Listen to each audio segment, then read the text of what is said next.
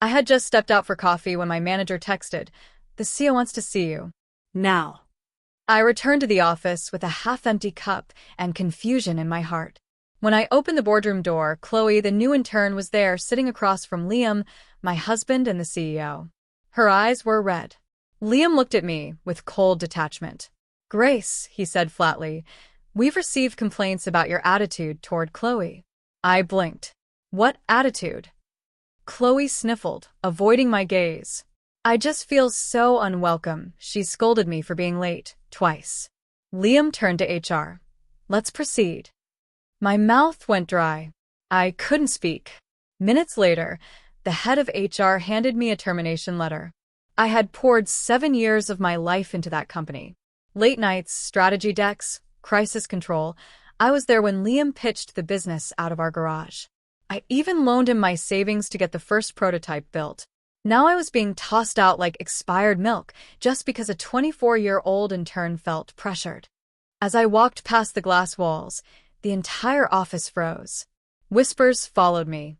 Chloe had tears in her eyes, but there was triumph in her smile. Liam didn't even look up from his phone. At the elevator, I dropped the letter, picked it up again, and reminded myself, you don't cry for men who throw you away. The first week was the hardest. I didn't eat, barely slept. Friends texted, but I couldn't find the words to explain. My mom came over and cleaned my apartment in silence, only pausing to say, "You were never meant to be small, Grace." On my couch, I stared at old pictures. Liam in our kitchen, Chloe in the background, always lingering too long, laughing too hard. It all made sense now. The missed dates, the sudden work trips. I was being replaced in stages, and I had stayed silent, hoping I was wrong. I wasn't. I went for a walk one night and ended up outside the company I'd helped build. From across the street, I could see Liam's new office. Chloe perched on his desk, laughing, her legs swinging. The lights were still on at midnight, just like they used to be when it was him and me. A black car rolled past, splashing muddy water onto my heels. I didn't flinch. In that moment, staring at them through the glass, I made a quiet vow. They fired the wrong woman, and I would prove it. A month passed. Then, too, a friend from grad school called. "Grace, my team's falling apart. We need someone smart, strategic, and ruthless. You in?" I didn't hesitate. My first paycheck was half of what I used to make, but the fire in my chest made up for it. I wasn't back. I was reborn. I worked late, said little, but every win I stacked was one step toward something bigger. And I knew exactly what that would be. Liam's company was drowning. Morale was low. Rumors swirled about Chloe accidentally deleting entire financial reports. I stayed silent, watching from a distance. I didn't need to attack. They were already sinking.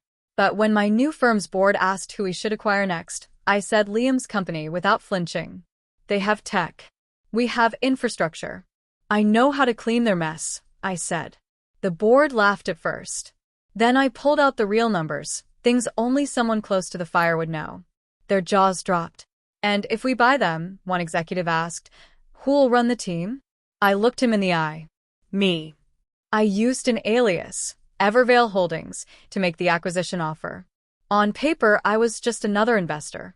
In reality, I was the woman they tried to erase. The board at Liam's company jumped at the offer. Desperate for cash, they voted to sell 70% of their shares. Chloe smiled through the closing meeting, still clueless. I watched on screen as Liam shook hands with our Shell representative, not realizing he was handing me the keys. I scheduled my entrance for the next board meeting, 6 months to the day they fired me. I showed up in white, sharp blazer, red heels, confidence stitched into every step. The receptionist blinked. "Do you have an appointment?" I smiled. "Tell Liam his new boss is here." Phones buzzed as I walked past the rows of cubicles. Some employees gasped. One even whispered, "Wait, is that Grace?" I stepped into the boardroom just as Liam turned his chair. Our eyes locked. For a second, time froze. Then I placed my badge on the table. "I'm the new CEO," I said. Chloe choked on her water. Liam stood up, so fast his chair toppled. "This is a joke," he said, voice trembling. You can't. I cut him off. I can. I did. You sold your shares to a holding company. That company belongs to me. He turned to Chloe, then back to me. You planned this. I leaned forward. No, Liam. You planned it. When you fired me, you made space for my revenge. Chloe grabbed her purse.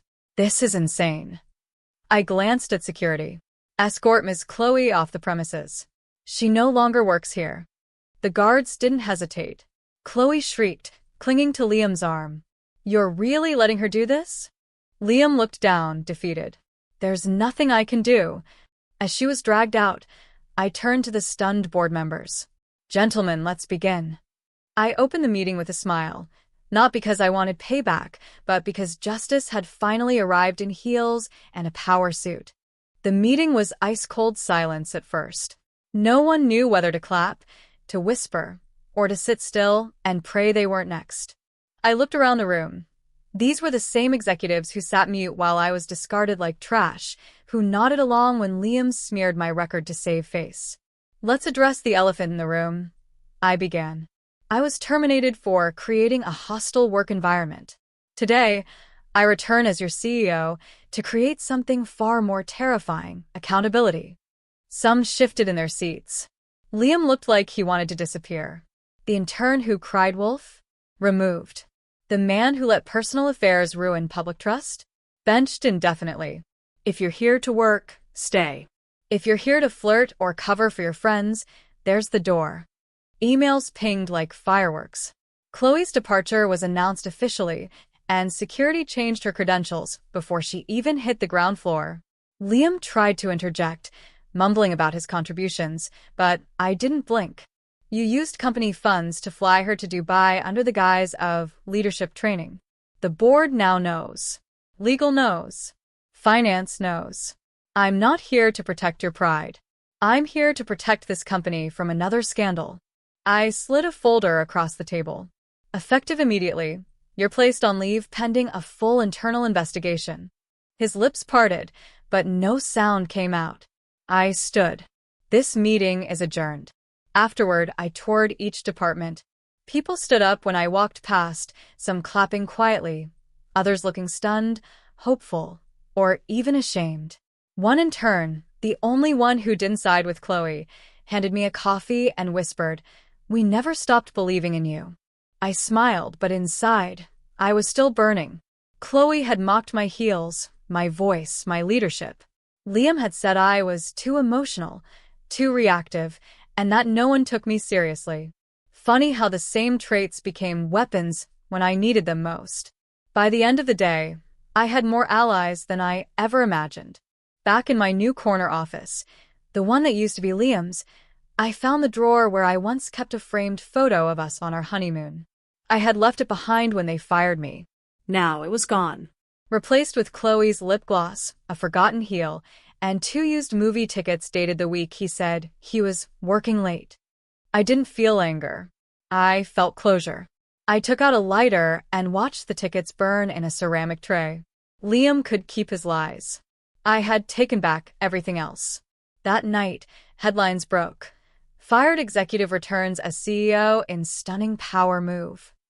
Comments flooded in. Some celebrated me. Some doubted me. Some just wanted the drama. But the truth was, I hadn't done this to go viral. I did it for every woman who was told she was too much, too difficult, or not enough. I did it for myself. And tomorrow, I'd begin phase 2, rebuilding the company, not with fear, but with clarity, fairness, and no room for men like Liam to fester in the cracks. He texted me, "You made your point. Let's talk." I didn't respond. The old me would have cried, maybe even considered it. But I wasn't her anymore. Instead, I forwarded his text to legal, along with a copy of his expense reports. Let him learn what it feels like to be powerless. 6 months ago, I begged him to understand me. Now he was begging to be heard. I'd call that balance. The following morning, I arrived early and greeted every department head. People smiled, offered coffees, and stood taller. The energy had shifted. No one was whispering anymore. At noon, A bouquet arrived, 12 white tulips. No name, no note. I recognized Liam's taste instantly. I told the receptionist to send them to HR. They'll know what to do. Later that day, HR filed a formal report. Unsolicited gifts from an employee under investigation. Poetic justice in a vase. That evening, as I left the building, I saw him. Liam, standing outside the glass doors, suit wrinkled, eyes tired. "Grace, please," he started. "I made a mistake." She meant nothing. I didn't stop walking. "You got what you wanted." "So did I." "Goodbye, Liam." He tried to follow, but security blocked him. "Sir, she's the CEO. If she doesn't want to see you, you'll need to leave." I didn't look back. I didn't need to. That chapter was over. Permanently. After Liam's meltdown outside HQ, the office was buzzing for days. Some pitied him. Most didn't. The sympathy that once blanketed him had evaporated, replaced by caution. People saw what he'd done, abused power, betrayed trust, and thrown away a brilliant strategist because she threatened his ego. Chloe had already deleted her socials. One employee leaked that she tried applying for jobs elsewhere, but the industry was small. No one wanted her.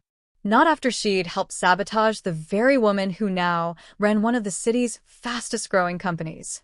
Karma didn't just knock. She bulldozed. At our first board meeting post-transition, the chairwoman leaned toward me and whispered, "You're not just impressive, you're historic." I smiled politely, but inside I felt nothing. Not yet. I was still wired to survive, not to celebrate. One of the board members brought up rehiring Liam in a minor role. I raised an eyebrow. Would we rehire a fox to guard the henhouse? No one pushed further. They knew better. The discussion turned toward expansion, PR, and how we'd rebuild the company culture. I made one thing clear: no more inner circles. No more whispering in corridors. If someone had an issue, they could speak through the proper channels. No more Liams. Ever. Meanwhile, my team tripled in morale. Every department was buzzing. Promotions were earned, not handed out over dinner dates or flirtations. We launched an initiative called Reset. Real Equity starts every Tuesday, where all managers attended workshops on unconscious bias and ethical leadership. Chloe would have called it soft. Liam would have rolled his eyes. But these sessions created room for voices like mine, like the intern who'd once been mocked for her stutter, or the analyst who was always spoken over in meetings. Reset became our strongest pillar. It wasn't just my revenge. It was our rebirth. One rainy evening, I received a letter. Handwritten. No return address, but I knew the handwriting. "Grace, I lost everything. Not just the job. I lost face. I lost myself. Chloe left after her parents found out everything. I'm sorry. I hope someday you'll remember the man I used to be, not the one I became." I read it twice. Then a third time. Then I put it in the shredder. That man? He was a fantasy. The real Liam showed himself the moment I got in his way. And now, he wanted me to cradle his shame like a wounded puppy. No thanks. A week later, I was invited to speak at a leadership conference. I walked onto the stage in a tailored red suit and heels sharper than the betrayal I'd endured.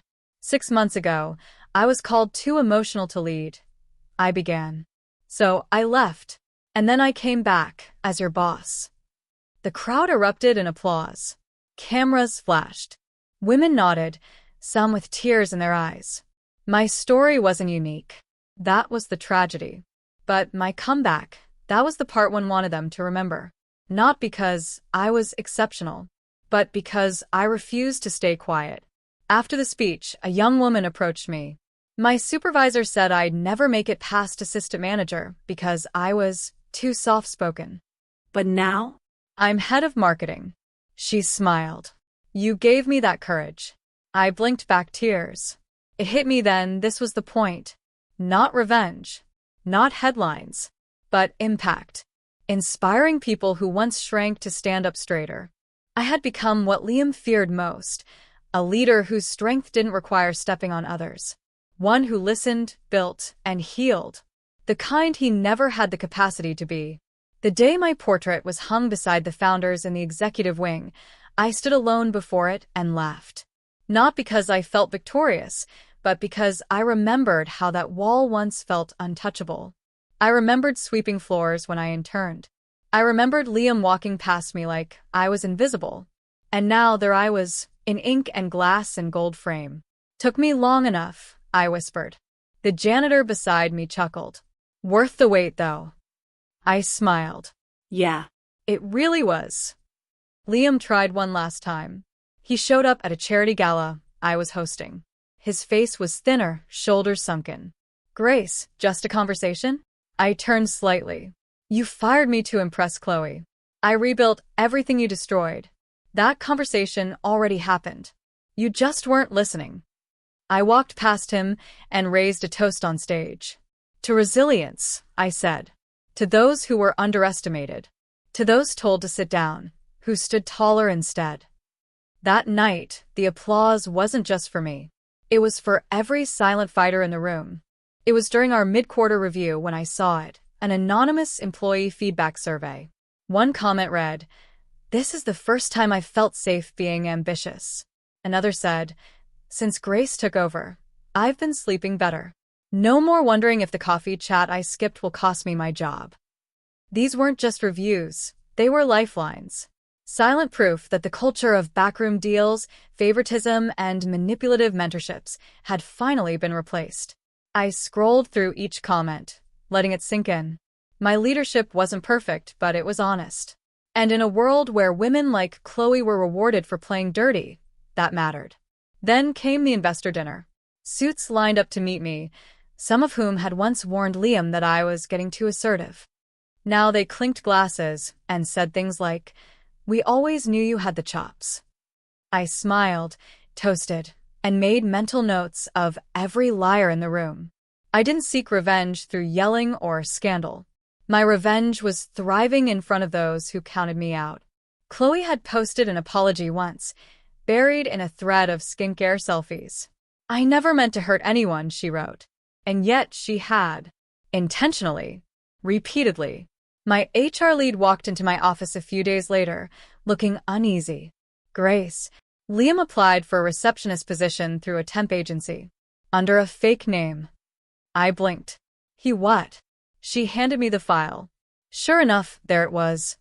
William Lee, same handwriting. Same resume style. Same Liam. "What should we do?" she asked. I took a breath. "Reject it," I said. "With kindness. And notify security in case he tries to show up again. We didn't need ghosts walking our halls. Let him haunt his own past."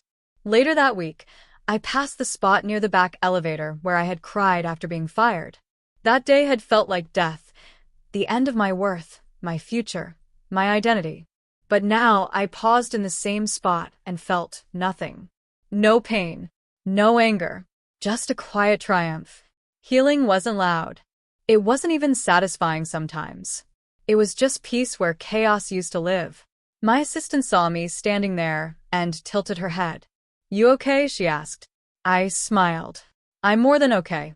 Let's head to the boardroom." At the 1-year mark, we held an all-hands meeting in the auditorium. I didn't prepare a speech. I just walked up to the mic and said, "A year ago, I lost everything because I made a man feel small. Today, we're thriving because I dared to feel big."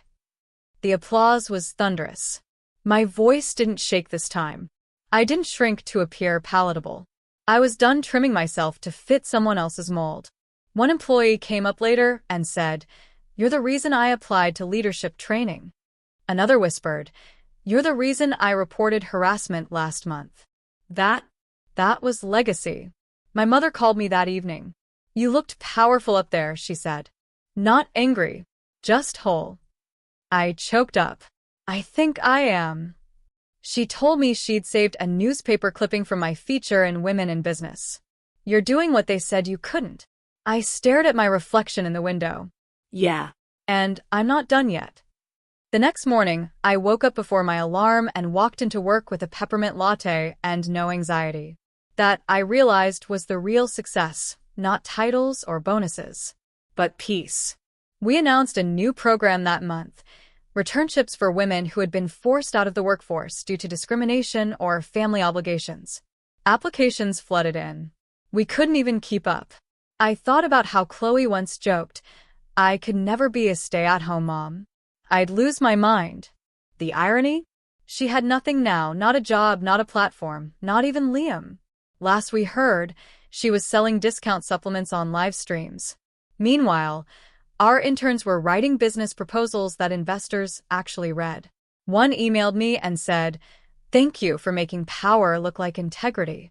On the company anniversary, a framed photo was hung in the lobby, me shaking hands with the board during my appointment as CEO. I didn't know they were taking it that day. But when I looked at it now, I saw something in my eyes I hadn't noticed before: resilience. I wasn't smiling for the camera. I was grounded, present, Proud. Beneath it, someone had engraved my favorite quote. "You tried to bury me, but you didn't know I was a seed." I didn't need to say it out loud. My life had already done the talking. The quarterly audit came in stronger than anyone expected. Our profits had doubled, but what really stood out was the employee retention rate. It had skyrocketed. Chloe once bragged to the old HR head, "People come and go. That's the industry." She didn't understand that a stable, respected team was the backbone of growth. I sent a thank you email to every department head. No automated nonsense. Real gratitude. One manager replied, "You make us feel seen, Grace." No one used to notice. That meant more than the revenue. Empires built on respect last longer than those built on fear. It was during one of our innovation summits that I first heard whispers of Liam's downfall. He had tried launching his own firm after I took over.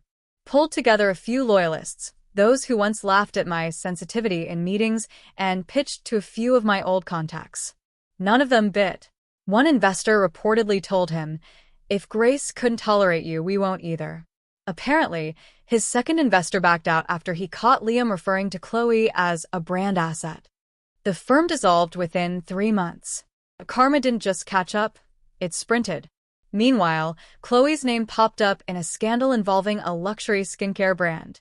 Turns out, she'd been hired as a face for a collagen cream, but someone leaked raw, unedited footage of her berating staff on set. She called a makeup artist invisible, threw a mirror, and stormed off when someone refused to retouch her waist. The footage went viral, not in a flattering way. Sponsors dropped her. Brand deals evaporated. Even the influencer agency that once groomed her cut ties. I didn't laugh. I didn't celebrate. I simply closed the tab. Some losses don't need applause. Around that time, a young woman named Hina joined my executive mentorship program. She was sharp, driven, and scared. "I've been told I'm too intense," she confessed. "That I make people uncomfortable when I speak up." I smiled. "You'll fit right in here." Within weeks, she had proposed 2 cost-saving strategies that we actually implemented. She reminded me of myself before I was told to shrink. Watching her grow felt like healing in real time. Not just for her, but for the younger version of me who once begged Liam to just believe in her. Our board president took me aside after the annual shareholders meeting. "Grace," he said, "we underestimated you." I gave him a small, unbothered smile. "You weren't alone." He chuckled, embarrassed. "You've turned this place into something real." I nodded. I didn't do it alone. We all did. When people feel safe, they soar. That was what Liam never got. He ruled through insecurity. I led through clarity. And where Chloe tried to climb using charm, I built with strategy and vision. We weren't even in the same game. She played short-term. I played legacy. That weekend, I took a walk by the river. It was the same trail I walked after getting fired, the day I sobbed so hard I thought I'd pass out. I found the bench I once collapsed on and sat quietly. The air was warm, the sky peaceful. I didn't cry this time. I smiled. My phone buzzed, an invitation to speak at a women's leadership summit. I accepted. Not because I wanted the spotlight, but because I knew somewhere in that room would be another woman who was told she wasn't stable enough to lead. A few weeks later, I passed Liam in a cafe. He didn't see me at first. He looked tired, a little hollow. like someone who used to be powerful and didn't know how to exist without control. When he finally noticed me, he stood awkwardly. "Grace," he said. I waited. "I was wrong," he added. "You're not emotional. You're strong." I nodded. "I know." Then I turned and left. I didn't need him to beg. I didn't need closure. I already had it. In every win, every healed wound, every woman I'd helped rise. When Chloe tried emailing me through a burner account, no less, I didn't even open it. I saw the subject line. I didn't know it would go this far. I archived it. What was there to say? Sorry for colluding to get me fired? Sorry for mocking my outfits? Sorry for sleeping with the man I built an empire beside? She had her chance. She chose cruelty. And now, she had consequences. Real ones. Not the kind you can influence with lashes or a pout. This time, she couldn't smile her way out of ruin. We introduced a new slogan at our next product launch: Lead Loud. It wasn't just marketing, it was our DNA. The crowd roared when it was revealed. I stood behind the curtain and listened, heart pounding not with nerves, but pride. Liam once told me to be quieter. Chloe told me to be less dramatic. Everyone had an opinion until I proved them all irrelevant. And now? Our company was setting the tone. We were the blueprint, built by the woman they discarded like a typo in a report. Built by me. Liam was no longer the polished executive with the confident gait. When he showed up at a former colleague's retirement party, I barely recognized him. The tailored suits were replaced by an off-the-rack blazer. The gleam in his eye gone. He approached me while I was chatting with two new board members. "Grace, can we talk privately?" I tilted my head slightly. "Is it about business?" He stammered. "No, personal." I smiled politely. "Then this isn't the place." I turned back to the group, never raising my voice or causing a scene. That, to me, was the loudest rejection possible. Chloe was seen auditioning for a reality show, not as a judge, not as a star, but as a contestant. One of the producers leaked footage of her trying to recreate her influencer persona, but none of it landed. Her audience had moved on. Her charm had expired. They didn't want pretty, they wanted authentic. But authenticity was never her strong suit. She broke down on camera when one judge asked her what her biggest regret was. She whispered, "Hurting someone who never fought back." For a moment, I felt a flicker of something, but I blinked, and it passed. I started mentoring girls from my old college. One of them, Aisha, reminded me of myself in every way, brilliant, but afraid to speak too loudly. "They call me bossy," she said. I smiled. "So, be the boss." Every week, I saw her spine straighten, her voice steady, her ideas bold. By the end of the semester, she had 3 offers from Fortune 500 companies. When she called crying with joy, she said, "They wanted me, Grace. They saw me." I wiped away a tear. No one saw me once, too. But now, we all see each other. At a conference in Dubai, I delivered a keynote on emotional intelligence and leadership. The room was filled with CEOs, investors, changemakers. My voice didn't shake. My hands didn't sweat. I stood tall. Afterward, a man approached me. "My daughter watched your talk online," he said. "She was always told she's too sensitive for business. You gave her hope." That night, I stared at the skyline and let the weight of it all settle. Liam once said, "Feelings don't belong in the boardroom." And yet here I was, proof that they could be our greatest strength. I visited my parents' grave one rainy Sunday.